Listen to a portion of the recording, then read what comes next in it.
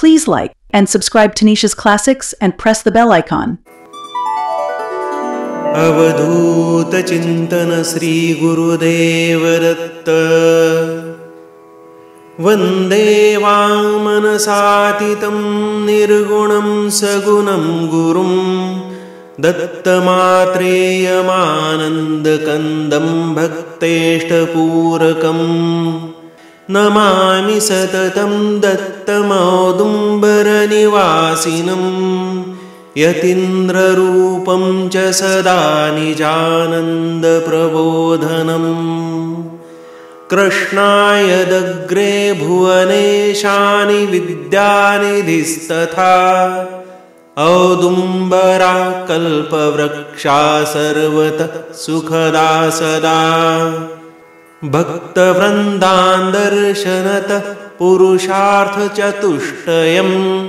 ददाति भगवान् भूमा सच्चिदानन्दविग्रह जागर्ति गुप्तरूपेण गोप्ता ध्यानसमाधितः ब्रह्मवृन्दं ब्रह्मसुखं ददाति समदृष्टितः कृष्णातृष्णाहरा यत्र सुखदा भुवनेश्वरी यत्र मोक्षदरा दत्तपादुका तां नमाम्यहम् पादुकारूपी यतिरान्दरसिंह सरस्वती राजते राजराजश्री दत्तश्रीपादवल्लभः